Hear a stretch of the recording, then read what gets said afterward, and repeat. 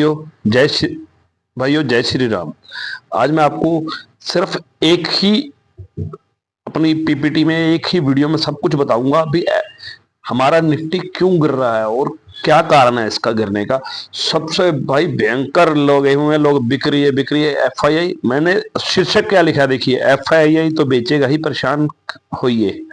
परेशान मत होइए लिखना है, परेशान होइए लिखा है, मैंने जानबूझ के लिखा है क्योंकि बिकॉज ऑफ रिटेलर जितना परेशान होगा, जो बड़े बड़े डीआई है वो खरीदेंगे उसको। रिटेलर परेशान होकर बेचेगा और खरीदेंगे वो, और फिर मार्केट ऊपर बढ़ेगी। चलो अभी बताता हूं आपको क्या क्या आज क्या न्यूज निकल के आ रही है। आपने देखा निफ्टी कल भी गिरा, परसों भी गिरा। निफ्टी तो तो जो बड़े बड़े डीआई है वो मैनेज कर रहे हैं, बट हमारा जो पोर्टफोलियो हो रहा है भैया, किसी का 7%, बहुत कम रिटेल इन्वेस्टर होगा पिछले 3 साल में आया होगा जिसका पोर्टफोलियो अभी 30% या 35% से डाउन ना हो, क्योंकि मार्केट में शेयर 40-40, 45%, 50-50% डाउन हो चुके हैं। उसका कारण एक ही है।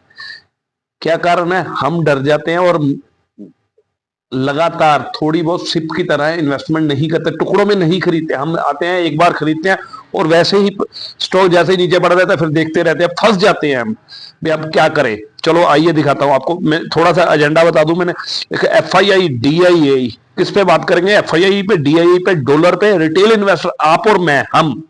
और निष्कर्ष क्या निकलेगा? रुपया हम भी भैया पैसा बनता है या नहीं बनता। आइए अब थोड़ा सा चार्ट लगा के ही आपको समझा देता हूं मैं क्या हो क्या रहा है। देखिए निफ्टी, ये ईयरली चार्ट है, ये चार्ट ईयरली चार्ट है। ईयरली चार्ट में आपको थोड़ा सा इस तरह समझाऊंगा ताकि आपको ये देखिए 2020 में जब कोरोना था क्या हुआ था? स्टॉक चढ़े धड़ से और हम पहुंचे थे 18,000, पहली बार हुआ था। फिर स्टेबल किया 2021-22 में, थोड़ा थोड़ा स्टेबल किया, फिर मूवमेंट आया एक बार। ये हमारा 2020 से लेके 2025 तक है। और अब पिछले, ये मंथली चार्ट है, और पिछले 3 से 4 महीने में 2024 के आने के बाद धड़ाम धड़ाम धड़ाम नीचे गिर रहे हैं भैया, और बड़े बड़ों के पोर्टफोलियो रेड हो चुके हैं। जो जो जो आप और हम जैसे रिटेल इन्वेस्टर यहाँ पे जिन्होंने एंट्री ली है ना, यहाँ पे वो सबके सब फंस गए हैं। सिर्फ वो ही नहीं फंसे जिन्होंने यहाँ पे एंट्री ली है और यहाँ पे एंट्री है, वो भी फंस गए हैं।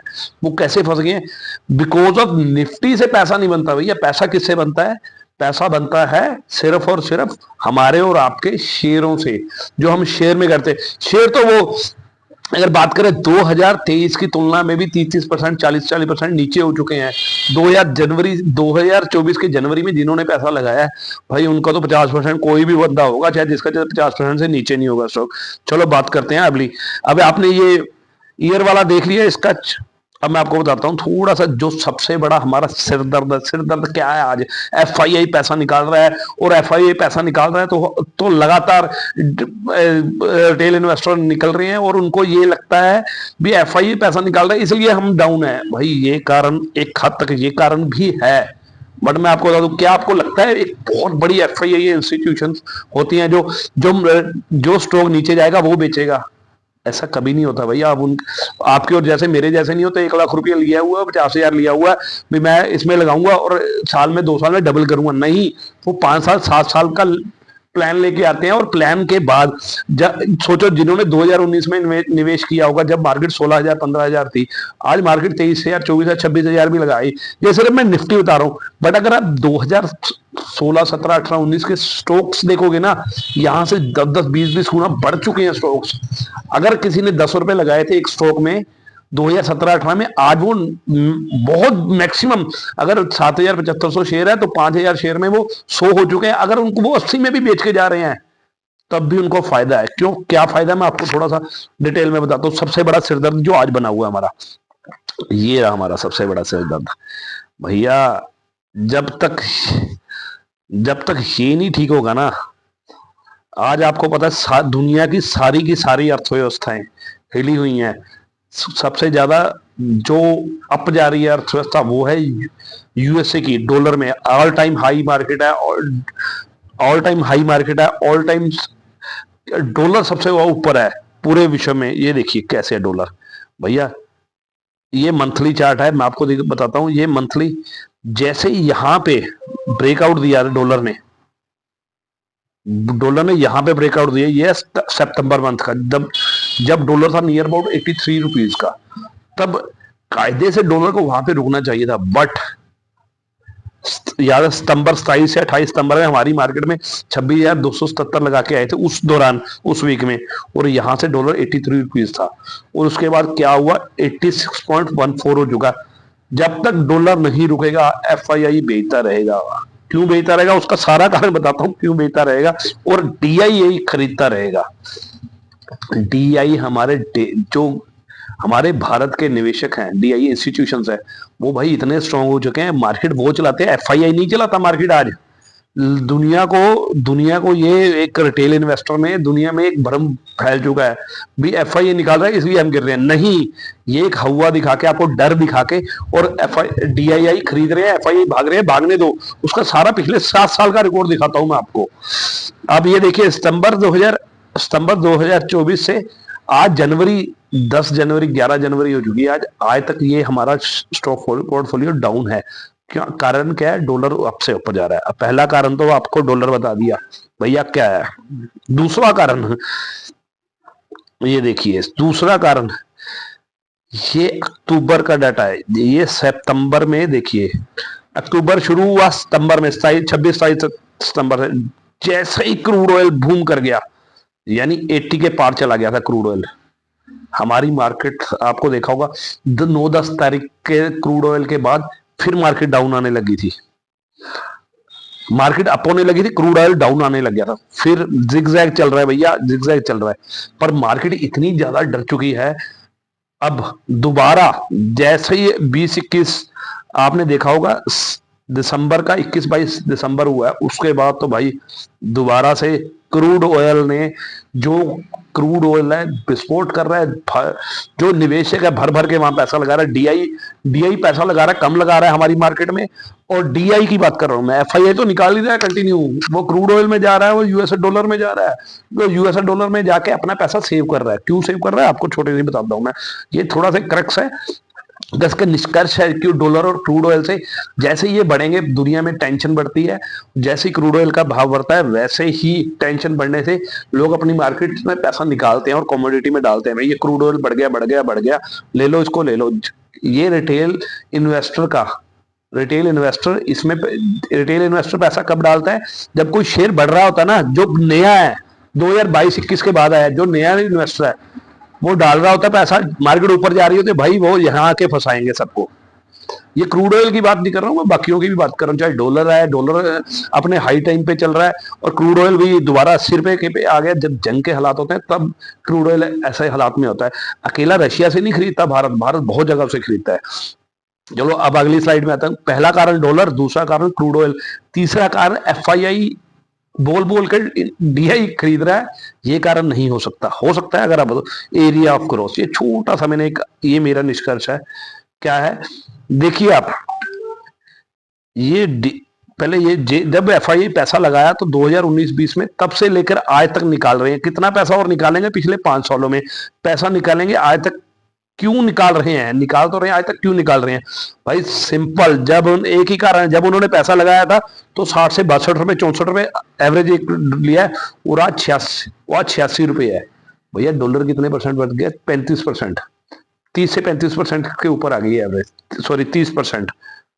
अरे मैंने 1 रुपया लगाया, आज मेरा वो 1 रुपया जो बाहर निकाला था मैंने, वो वैसे ही 1 रुपया 30 पैसे हो गया यार। शेयर मेरा गिरे बढ़े बाद की बात है, पर मेरा तो पैसा बढ़ गया। और शेयर उनका बढ़ा कि या नहीं बढ़ा, ये देखिए।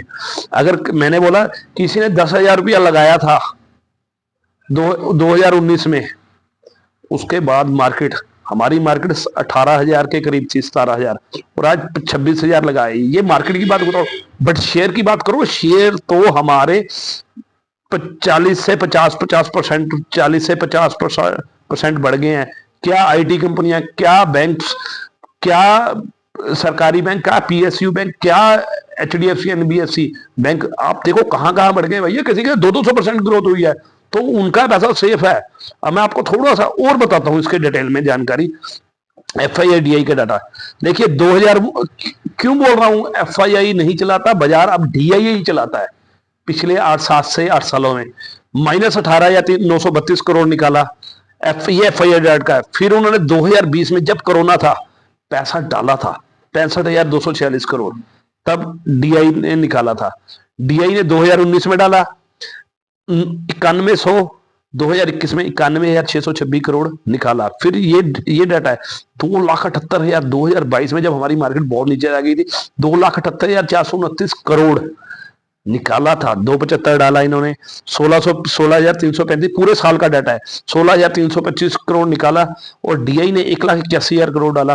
फिर 2024 में 3,04,217 करोड़ निकाला है और 5,27,438 करोड़ रुपया DI ने पैसा डाला है, ताकि रिटेलर हमारा डरे ना। एक ये बात भी है, और डर जाता है रिटेलर हमारा। रिटेलर को ना, आप और मैं, जब गिरता है तो कहता है बेच दो, मार्केट क्रैश हो जाएगी, भाई कुछ नहीं बचेगा, दुनिया खत्म हो जाएगी। ऐसा कुछ नहीं होता।